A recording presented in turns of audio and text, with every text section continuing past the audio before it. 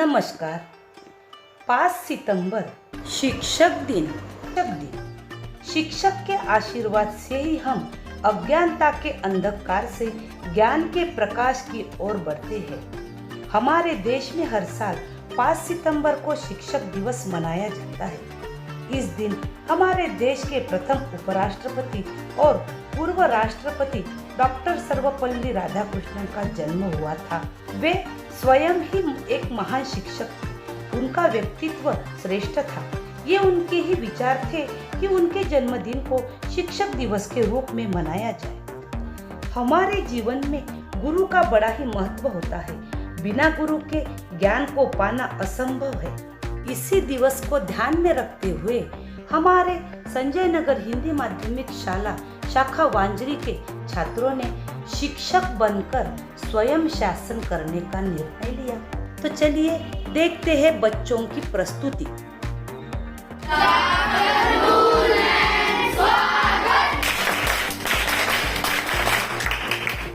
ये है हमारी दीपिका मैडम जो अंग्रेजी में लेटर लिखना सिखा रही है। हाँ, आज हम पत्र लेखन करेंगे। जैसे कि हमारी तबीयत खराब हो गई है और हमें लेटर देना है स्कूल में, तो अपने क्लास सर या मैम को ये लेटर देने आपके काम आएगा।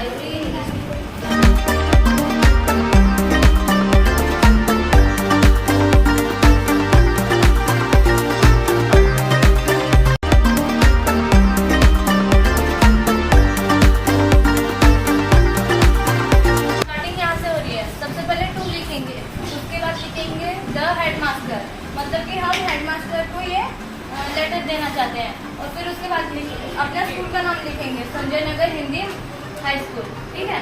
और ये कहाँ पे यहाँ पे लिखेंगे रेस्पेक्टेड सर, क्योंकि हमें मान सम्मान देके उन्हें देना है।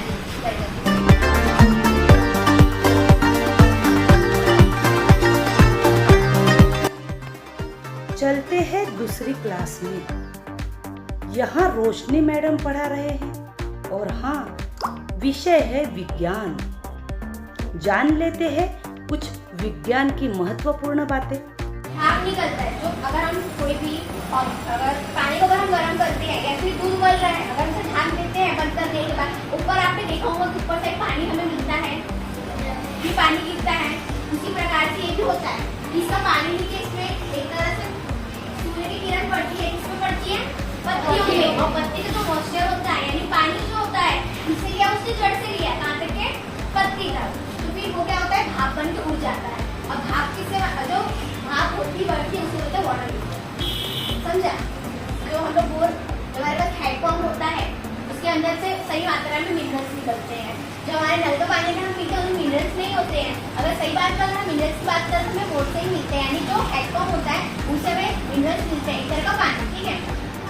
अब सॉइल यानी सॉइल तो पता ही होगा, मिट्टी और सनलाइट, ये सब क्या हो गया हमारे फिजिकल। इकोसिस्टम भी फिजिकल, इकोसिस्टम यानी दुनिया के बाहर इसमें ये सब है, और अंदर ही यानी केमिकल इसमें क्या है, एक तो ऑर्गेनिक सब्सटेंस है, इनऑर्गेनिक सब्सटेंस है। ऑर्गेनिक यानी हम लोग हैं, बाहर इसमें कौन कौन है, एयर वाटर, जिससे हम लोग जीवित रह सकते हैं। ये है हमारे विकास सर। इनका विषय है सपनों से सत्य की ओर। चलिए ये बच्चों से क्या बातचीत कर रहे हैं जान लेते हैं। कि हमारा जो देश है वो देश में बहुत से क्राइम, अत्याचार, चोरी चकारी ऐसी बहुत से इसलिए मैं एक पुलिस या आर्मी में जाना चाहता हूँ।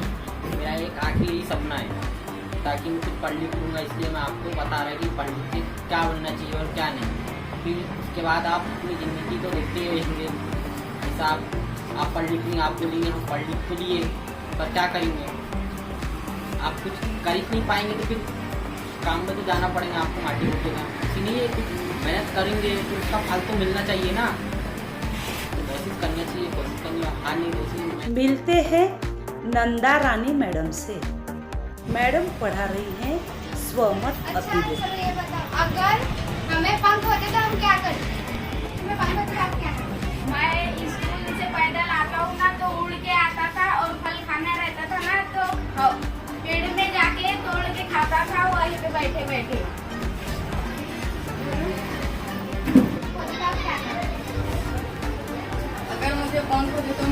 शहर में जाकर अपने शहर को कचरे नहीं है तो कचरे को कूड़ेदान में डालता और उससे नहीं का जो जहाँ कचरे लेके जाते वहाँ लेके जाता।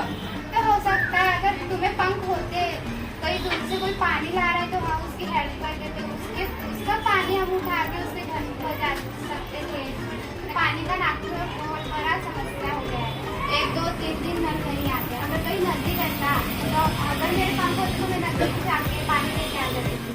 यहाँ ईशा मैडम पढ़ा रही विषय है हिंदी, और हिंदी विषय में विज्ञापन का क्या महत्व है यह ईशा मैडम बता रही है। मैं आज विज्ञापन लेकर पढ़ाने जा रही हूँ। तो जिसको देखकर हम देखते तो हमें पसंद आती तो हम देखने के लिए हम लेने के लिए भी जाते हैं। मैं मुझे ये अच्छा लगा करके, तो उसी तरह मैं आज आपको पढ़ाने जा रही हूँ। स्टेशनरी मार्ट विज्ञापन हम तैयार करते हैं। हमारे यहाँ सभी प्रकार के शैक्षणिक साहित्य स्वस्थ दामों में मिलती है। विशेषताएं बताती हूँ। हमारे यहाँ पेन, नोटबुक, किताबें, बैग आदि साहित्य कम दामों में मिलने का एकमात्र स्थान है। यदि आप 5 रुपए की खरीदी करते हो तो 10% की छूट दी जाती है, क्योंकि लोग हमारे पास लेने के लिए आए।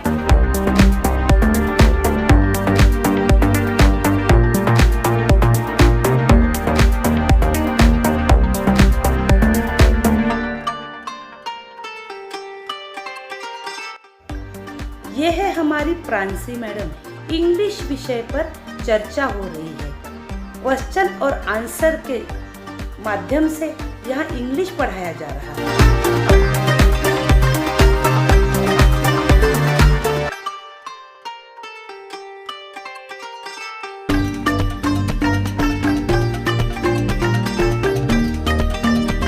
रोशनी मैडम ने विज्ञान तो पढ़ा लिया, किंतु उनके ध्यान में आया कि मेरा गणित का पीरियड तो हुआ ही नहीं। तो चलिए फिर से एक बार रोशनी मैडम की क्लास में चलते हैं। अगर सपोज ये एंगल अगर 100 का है, ये एंगल अगर 80 का है, अगर हमें फाइंड करना है, ये 100 का है, अगर ये 8 हमको p को फाइंड करना है, तो क्या करेंगे, ये पुट करेंगे, a की वैल्यू इसमें पुट करेंगे, 100 आ गया plus b is equal to 180, ठीक है, इज इक्वल टू 100 इधर क्या है, प्लस में इधर क्या है तो डिवाइड माइनस 100, 190 में से 100 गए 80, तो एंगल भी हमें कितना मिल गया 80। तो इस तरीके से हम किसी की वैल्यू फाइंड कर सकते हैं। अगर करस्पॉन्डिंग एंगल्स हुए, यानी ये एंगल अगर 100 का है तो करस्पॉन्डिंग एंगल्स भी कितने होंगे 100 होंगे। Corresponding angles are congruent, corresponding angles are congruent. And जो अल्टरनेट एंगल होता है, अगर ये एंगल ई है तो angle A congruent angle E, why alternate angle, alternate angle समझा। अगर ये 100 का है तो अल्टरनेट एंगल कितने का होगा 100 का। कॉन्ग्रेंट का मतलब वही होता है जो जो वैल्यू उसकी रहेगी वो वैल्यू इसकी भी रहेगी। ये कॉन्ग्रेंट का साइन है, इसको हिंदी में बोलते हैं संगलन, मगर कॉन्ग्रेंट का साइन है, ये याद रखना। अगर ये सपोज एंगल ये एफ है और ये टी है तो इन दोनों का प्लस कितना होगा 180 होगा।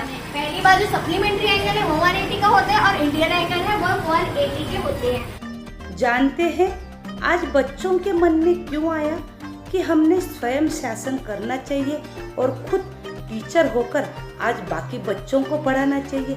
आज 5 सितंबर, आज शिक्षक दिवस है। आज हमने सोचा कि हम शिक्षक दिवस का कार्यक्रम अपनी क्लास में, मतलब कि हमारे स्कूल में मनाया जाए। इसलिए कि मैम कैसे पढ़ाते हैं, कैसे एक्सप्लेन करते हैं, वो सबको देखते हुए ये 4 अप्रैल हमने शिक्षक दिवस के दिन शिक्षा करने का हमारा मन।